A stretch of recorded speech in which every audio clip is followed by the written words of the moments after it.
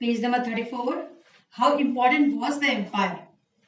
जब हिस्टोरियंस ने 19th century में इंडियन हिस्ट्री को रिकंस्ट्रक्ट करना शुरू किया तब मौर्यन एम्पायर को एक मेजर लैंडमार्क माना गया। जब हिस्टोरियंस इस एम्पायर के बारे में स्टडी कर रहे थे तब इंडिया ब्रिटिशर्स के अंडर में था और इन हिस्टोरियंस ने ये पाया कि ये मौर्यन एम्पायर तो बड़ी एक्साइटिंग और चैलेंजिंग है। इसके अलावा कुछ फाइंडिंग, कुछ खोज जैसे कि स्टोन स्कल्पचर जिसे पत्थर की मूर्ति, ये बताती थी कि मौर्यन एम्पायर का आर्ट तो भाई बहुत ही भव्य था, आलीशान, स्पेक्टेकुलर था। चलिए, अच्छा एक चीज और देखिए, हिस्टोरियंस ने ये पाया कि अशोकन इंस्क्रिप्शन के मैसेजेस बाकी के रूलर से बड़े ही अलग हैं, जो ये शो करता था कि अशोका एक पावरफुल, मेहनती और हम्बल राजा था जिसने अपने नाम के आगे कोई टाइटल भी नहीं लगाया था। और इसी वजह से 20th सेंचुरी के हमारे नेशनलिस्ट लीडर अशोका को अपना इंस्पिरेशन मानते थे। चलिए देखते हैं कि मौर्यन एम्पायर कितना लंबा चला। तो भाई ये चला 150 साल, जिसे हम बहुत लंबा टाइम तो भाई नहीं कह सकते, और ना ही पूरे इंडिया में इन्होंने राज किया। और ये भी देखने वाली बात है कि इनके अपने फ्रंटियर्स में भी एक समान कंट्रोल नहीं था, मतलब जो जो इलाके इनके पास थे उसमें भी इनका कंट्रोल एक जैसा नहीं था। 2nd सेंचुरी BCE तक कई सारे chiefdoms और कई सारे kingdoms बन चुके थे। New notions of kingship, chiefs and kings in the south. Let me explain what are chiefs and chiefdoms, then we will proceed ahead. Okay, chief एक बहुत पावरफुल आदमी होता था और ये पावर उसे कई बार विरासत में मिलती थी, तो कई केसेस में वो खुद के लिए अपनी ये पोजीशन बनाता था और इस चीफ को उसके रिश्तेदार सपोर्ट करते थे चीफ बनने में। अच्छा, और ये फंक्शन क्या था उसके, मतलब कि भाई ये चीफ करता क्या था काम? इसका काम था स्पेशल रिचुअल परफॉर्म करवाना, वॉर में लीडरशिप शो करना और डिस्प्यूट्स मतलब लड़ाई झगड़ों को सुलझाना। और ये चीफ अपने जूनियर से गिफ्ट लेता था और इन गिफ्ट्स को अपने सपोर्टर्स को बांट देता था। जनरली इनमें कोई आर्मी या ऑफिशियल्स, इन चीफडम्स में कोई आर्मी या ऑफिशियल्स नहीं होते थे। ओके, चलिए, डेक्कन और साउथ में नए नए किंगडम्स बन रहे थे, जैसे कि चोलास के चीफडम्स, तमिलकाम में चेरास और पांड्यास। तमिलकाम क्या है? एक एंशियंट नाम है, बहुत पुराना नाम है, जो आज का उसका जो कुछ हिस्सा है, जो कि अभी आंध्र प्रदेश, केरला और तमिलनाडु के कुछ पार्ट्स उसमें है। इन स्टेट्स के बारे में हमें कई सोर्सेस से पता चलता है, जैसे कि तमिल संगम टेक्स्ट, जिनकी पोएम में चीफ्स के बारे में बताया गया है और ये भी बताया गया है कि ये कैसे रिसोर्सेस जमा करते थे, फिर उसे कैसे उसे बांटते थे।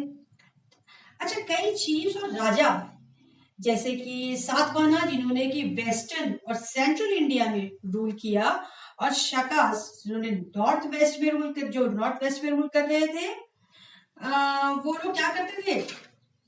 रिवेन्यू के लिए लॉन्ग डिस्टेंस ट्रेड में डिपेंड रहते थे। ठीक है, चलिए अब नेक्स्ट देखते हैं डिवाइन किंग्स। अब राजाओं के पास हाई स्टेटस, मतलब अपने आप को ये बताना कि भैया हम राजा हैं, तो वो क्लेम करने का तरीका था क्या? वो अपने आप को अलग अलग देवी देवताओं के साथ में जोड़ते थे।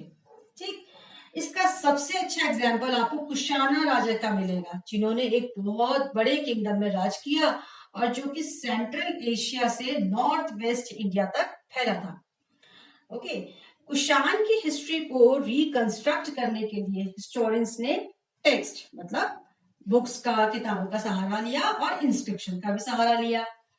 अब कुशान जिस तरह से अपने किंगशिप को दिखाना चाहते थे, जिस तरह से दिखाना चाहते थे अपना राज्य की भाई हम लोग किस तरह से राज करते थे, या अपने आप को किस तरह से वो लोग पोर्ट्रे करना चाहते थे, वो आपको उनके कॉइन्स और स्कल्पचर में देखने को मिलता है। ठीक है, यूपी में मथुरा के एक मंदिर में कुशाना की एक बहुत बड़ी स्टैचू मिली है। ऐसे ही कुछ और स्टैचूज अफगानिस्तान के श्रीन में भी मिले हैं।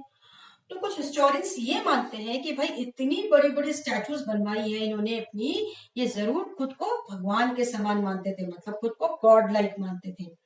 और इस बात में दम तो है, क्योंकि कई कुशाना रूलर्स ने अपने लिए देवपुत्र या सन ऑफ गॉड का टाइटल लिया हुआ था। शायद ये चाइनीज रूलर्स से इंस्पायर्ड होंगे। क्यों?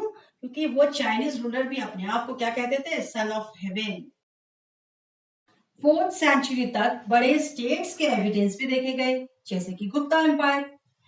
इनमें से कई एम्पायर सामंत के ऊपर डिपेंड थे। ये सामंत अपना गुजारा या ये कहें मेंटेनेंस लोकल रिसोर्सेज से करते थे, जिसमें लैंड रिसोर्स भी आता था।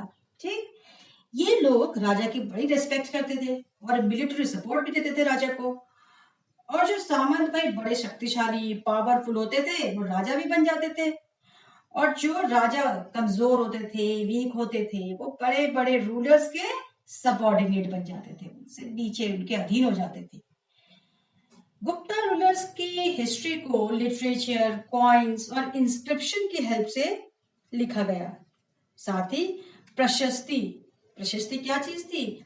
जो पोएट्स, प्रशस्ति मतलब क्या होता है? प्रशंसा ही तो होता है, एप्रिसिएशन, प्रेज। जो पोएट्स अपने राजा के लिए, जो कवि अपने राजा के लिए लिखते थे, वो प्रशस्ति कहलाती थी। ठीक है, और वो भी एक इंपॉर्टेंट सोर्स रहा।